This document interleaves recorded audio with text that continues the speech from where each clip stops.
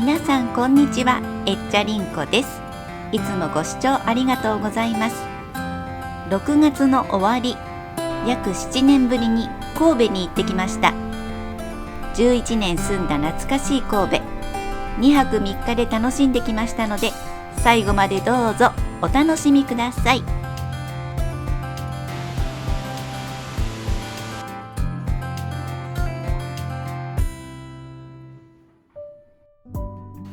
さあ、三宮駅から北に徒歩13分の人気のお店、フロインドリーブにやってきました。第一次世界大戦中に日本軍の捕虜となったドイツ人ハインリッヒ・フロインドリーブが日本人の妻4と2人で100年前にパン屋を開店したのが始まりです。1977年の NHK 朝ドラ風見鶏のモデルにもなりました。ちなみにこちらの写真は2代目。現在のこのお店は1999年に元教会を改装したものです。2階のカフェでモーニングのサンドイッチをいただきました。パン自体が美味しいです。1階のショップでは朝焼き上がったパンが買えます。消し飲みが大好きなダディは迷わずに1つゲットしました。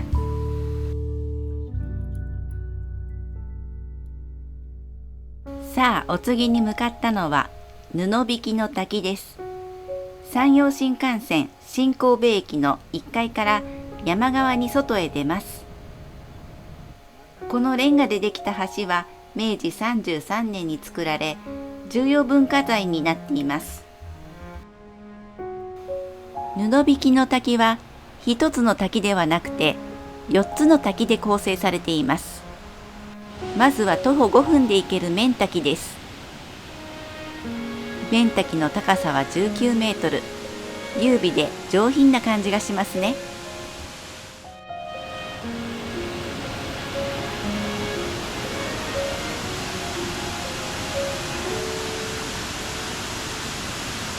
布引の滝は日本の滝100選に選ばれ、日光の華厳の滝、和歌山の那智の滝とともに日本三大神滝の一つとして有名です。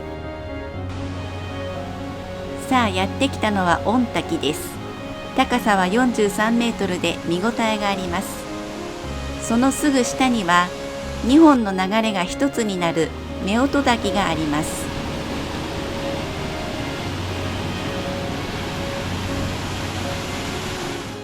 水の音と森林浴で気持ちのいい散歩になりました。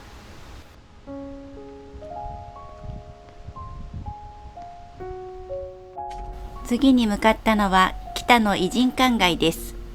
神戸の開港後、外国人が住む場所としてたくさんの洋館が建てられていました。さあ、こちらは神戸北野のシンボル、風見鶏の館、旧トーマス邸です。1904年に建てられ、重要文化財になっています。明治から大正期に約300軒建てられ、1960年頃までは200棟近い異人館が点在していたそうです。戦争や震災を乗り越え、30棟余り現存しています。公開されているのはそのうちの16館程度です。NHK ドラマの舞台となったことにより、洋館ブームが巻き起こり、神戸の観光名所となっています。さあ、今回は異人館通りにあるカフェに向かいます。こちらは明治28年に建てられた旧ディスレフ船邸です。表参道にあるベーカリーカフェが神戸に出店しています。こちらでちょっと休憩したいと思います。暑い日だったので、冷たい飲み物とデザートでほっと一息つけました。洋風な内装に中国家具が印象的な空間です。北の異人館街は細い路地がまるで迷路のようで、散策するのが楽しいスポットでもあります。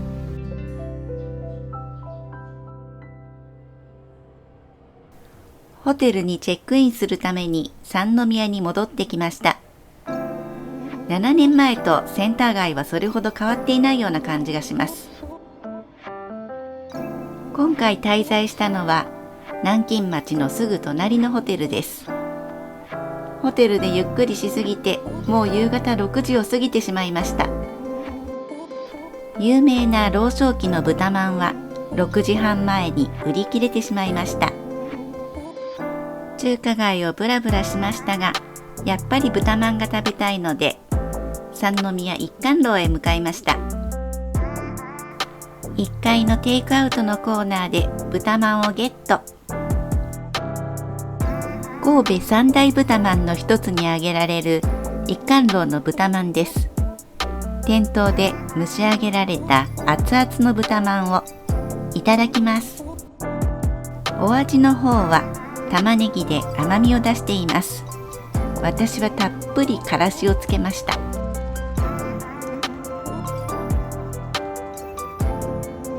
元町商店街の入り口の近く、そろそろお店が閉まる時間だと思いますが、まだ行列のできているお店があります。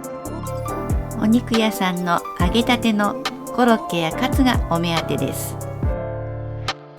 私たちも列に並んでコロッケを一つずつ買うことにしました。コロッケを2つお願いしま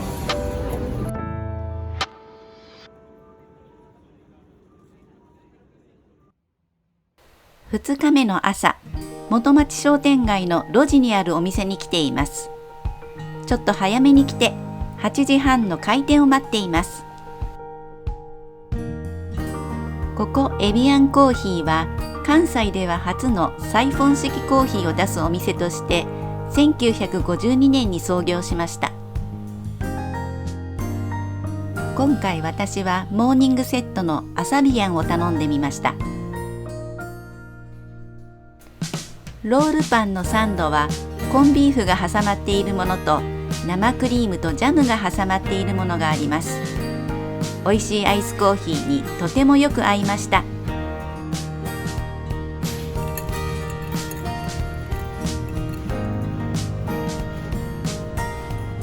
この後一旦ホテルに戻りました。私は毎週土曜日の朝にオンラインでフランス語を習っているので、ホテルの Wi-Fi で聴講することにしました。その後、ジムで汗を流してきたダディと合流。一緒にランチです。元町商店街にあるグリル一平元町店。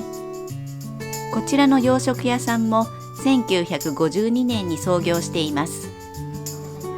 ダディが選んだのは看板メニューのオムライス。私はオールドスタイルのビフカツを選びました。どちらも秘伝のデミグラスソースが売りのようです。酸味と甘みの中にほのかな苦みがあります。次は旧居留地界隈を散策です。1868年に神戸港が開港して外国人が住み働く場所である居留地が作られていきました。ヨーロッパの近代都市計画に倣い126区画の美しい町が作られました。目の前にある洋館は旧神戸居留地15番館です。神戸居留地時代の建物としては唯一現存するものです。建物のすぐ横には明治初めに設置された西洋式下水道管が屋外展示されています。明治5年1872年に作られたこの西洋式下水道管は横浜と並んで日本最古のものです。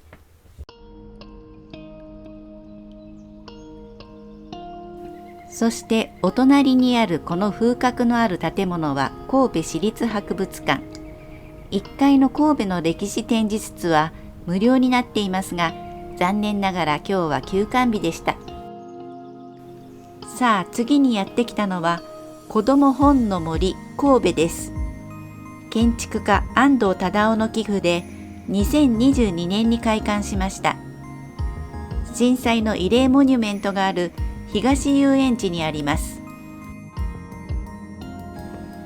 土日祝日などは事前予約が必要でしたが、入り口で予約して入館することができました。一人一冊なら天気の良い日に公園やウッドデッキで本を読むことができるそうです。子どものための文化施設ですが、大人も十分楽しめます。安藤忠雄建築の代名詞、打ちっぱなしのコンクリートが美しいです。階段に腰掛けたり、みんな思い思いの場所で本の世界に浸っているようでした。本のある子育てはいいものですね。天井から絵本がびっしり。懐かしい絵本も見つけましたよ。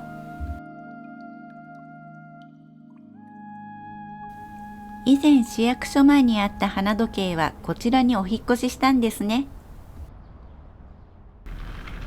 さあ、先ほど紹介した旧神戸居留地15番館に戻ってきました。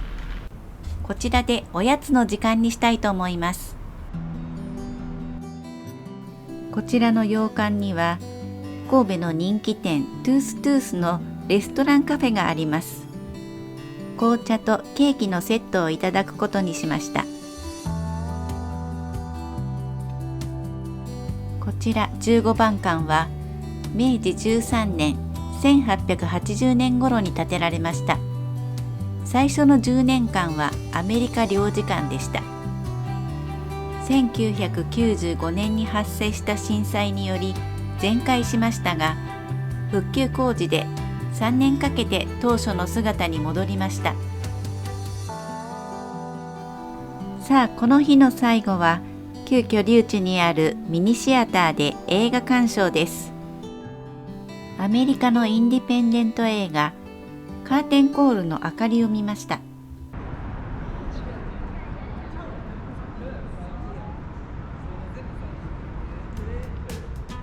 さあ、最終日です。ホテルをチェックアウトして朝ごはんに向かったのは西村コーヒー店中山手本店です。1948年に創業した歴史のあるお店です。神戸に住んでいた時よく来たお店。朝からたくさんのお客さんで賑わっています。私はモーニングのフルーツセットを選びました。アイスコーヒーにはシロップが先に入っています。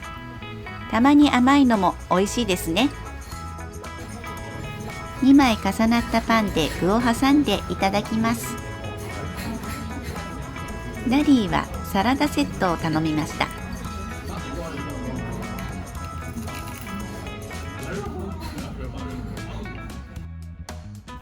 三宮駅に戻る途中、生田神社にお参りしました。街中にある神社ですが、1800年以上の歴史があり、人気のパワースポットです。この日も暑い日だったので、駅前の商業ビルミント神戸で映画を見ました。今回はイギリスのゾンビ映画28年後。ちょっと涼しくなりました。ところでこの工事現場、再開発が進められているようです。今度来るときは神戸の街がガラッと変わっているでしょうか。最後に神戸の景色を見るためにやってきたのは神戸市役所。24階にある展望ロビーは無料で訪れることができます。下に見えるのは東遊園地。再整備されてきれいになっています。今回は海側のメリケンパークやハーバーランドなどへは行くことができませんでしたが、アリーナや水族館など新しい施設がどんどん増えているようですね。先ほども紹介しましたが、三宮駅周辺は神戸の玄関口として再開発が進められています。市役所自体も再整備で新しいビルが建つようです。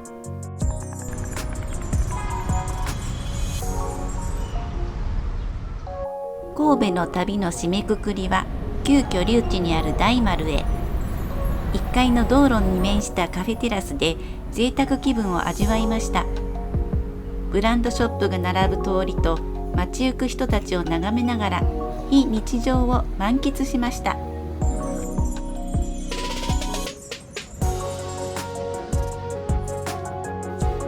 ではでは今日はこの辺で。